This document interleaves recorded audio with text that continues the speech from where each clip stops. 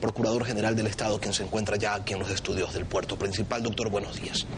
Muy buenos días y muchas gracias por la oportunidad de contarles cuál es el desarrollo de esta diligencia procesal que se practicó durante el día sábado en el territorio Sarayaku. La idea de haber invitado a los miembros de la Corte a que realicen esta diligencia procesal era que tengan la oportunidad de, además de los hechos y las pruebas que habían conocido durante el proceso, tener un acceso directo al lugar, a las personas que viven en el lugar, a quienes pudieran informarles en un momento dado lo que sucedió y lo que está sucediendo hoy en el pueblo Sarayaku. Esta es una diligencia procesal inédita en el sistema. La Corte Interamericana, a través de sus magistrados, nunca había acudido a una ciudad o territorio de un país miembro de la Convención Americana de Derechos Humanos a realizar este tipo de diligencias y analizar los hechos in situ. Analizar los hechos in situ, tener la oportunidad de percibir la situación, de percibir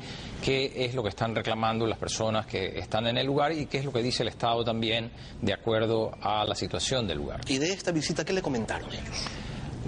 Ellos han quedado muy satisfechos de la visita, han quedado satisfechos de haber tenido la oportunidad de estar en el lugar y también han tenido la oportunidad de escuchar el reconocimiento que hizo el delegado del Ejecutivo que estuvo en la diligencia respecto de responsabilidades sobre hechos que acontecieron ya hace algunos años en territorio Sarayaku cuando se empieza el proceso de prospección sísmica dentro del territorio con la colocación de pentolitas sin antes haber realizado una consulta previa. Y se dictaron medidas cautelares hace algunos meses que ya configuran años ya.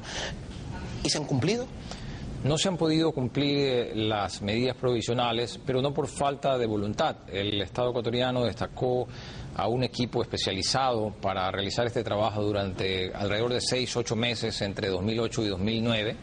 Este equipo estuvo liderado por el mayor Braganza, quien estuvo en el lugar intentando realizar el trabajo y por disconformidades de la propia población no pudo concluirse, considerando que la actividad de retiro de la pentolita podía generar un mayor impacto que el que ya estaba causando el que esté bajo tierra en ese momento. 1,5 toneladas de explosivos se ubicaron a una profundidad considerable y son estos los que dispuso la Corte Interamericana que debían ser retiradas por el Estado. Sin embargo, estuvieron allí 8 meses y el trabajo de este grupo especializado de la Policía Nacional del EGIR, del Grupo de Intervención y Rescate, trabajó, esto tuvo un costo de $800.000 y que se pudo hacer poco, es lo que dice José Huajinga, presidente de Sarayaku. Lo invito a escuchar sus declaraciones, doctor.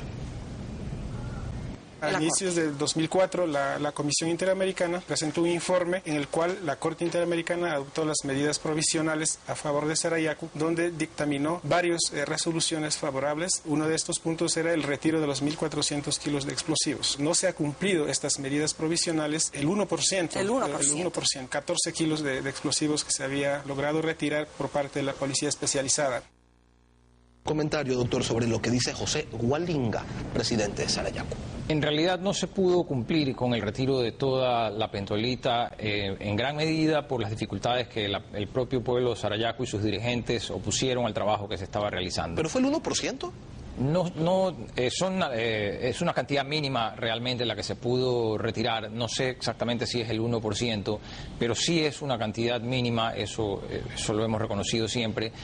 Pero, como le decía, no es un tema de falta de voluntad del Estado. De hecho, el Estado está dispuesto a volver a intentar retirarla, aunque hay informes que dicen que es mejor no retirar la pentolita porque el retirarla implicaría un impacto ambiental mayor. Estamos hablando de que para retirarla habría que ingresar un equipo de policías con maquinaria especializada para poder intervenir en ese terreno y retirarla. No es un tema tan sencillo, pero el Estado está dispuesto a hacerlo siempre que estemos conscientes que eso va a generar un nuevo impacto ambiental, tal vez mayor que el que se mantiene la pentolita en el lugar. El Estado, a través del secretario jurídico de la Presidencia, el doctor Alexis Mera, ha reconocido el cometimiento de actos invasivos en años anteriores y ha hablado de un diálogo para llegar a un acuerdo en las reparaciones que se deba hacer en la comunidad Sarayaku. ¿De qué reparaciones estamos hablando, doctor? ¿Qué tipo de reparaciones? ¿Reparaciones económicas?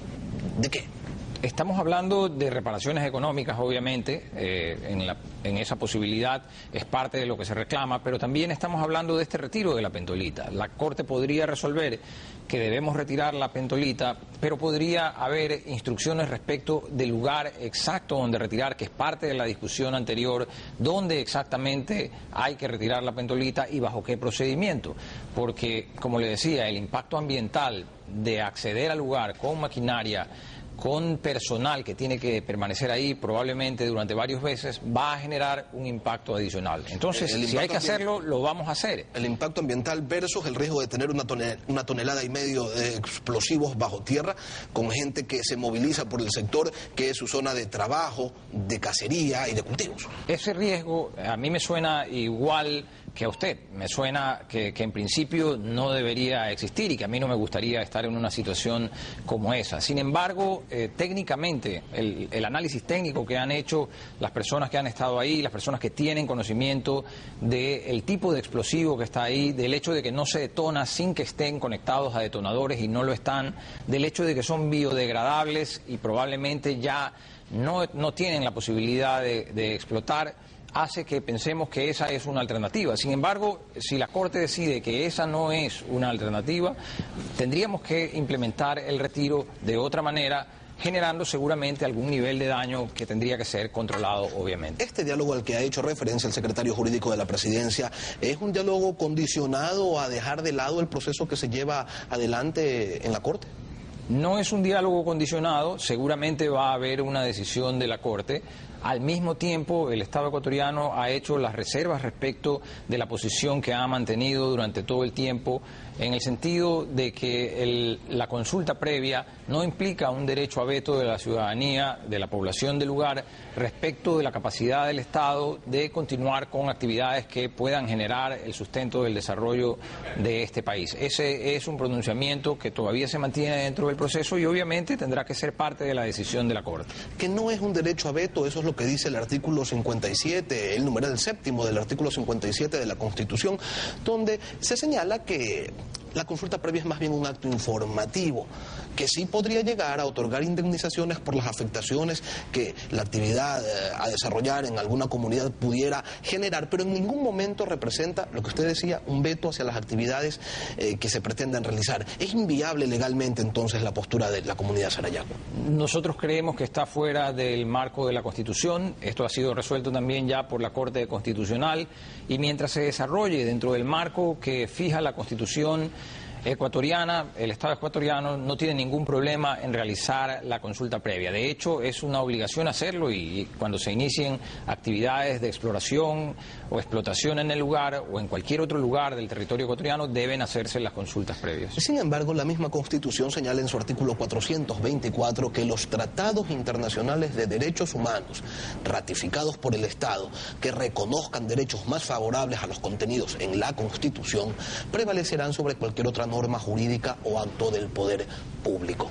Doctor, en el caso hipotético de un fallo de la Corte favorable a la propuesta Sarayaku, ¿el Estado debería allanarse a una consulta previa vinculante? Las sentencias de la Corte Interamericana de Derechos Humanos son obligatorias para el Estado. El Estado es signatario de la Convención Americana y el Estado ha reconocido la jurisdicción de la Corte Interamericana de Derechos Humanos. Por eso la importancia de escuchar los argumentos del Estado de parte de la Corte y no solamente del Estado ecuatoriano, porque esto es algo que podría incidir para el Estado ecuatoriano y para los demás estados signatarios de la Convención. Sin embargo, la historia hasta este momento indica que el Estado ecuatoriano ha sido cumplidor de las sentencias. No tenemos por qué pensar que el Estado ecuatoriano ha cambiado su posición respecto al cumplimiento de las decisiones internacionales en este momento. Aunque el presidente las critique. El presidente ha criticado sobre todo decisiones a nivel de la Comisión Interamericana que no tiene capacidad jurisdiccional. No he escuchado de mi parte críticas hacia la Corte Interamericana y sus decisiones. Queremos agradecer la presencia del doctor Diego García, Procurador General del Estado.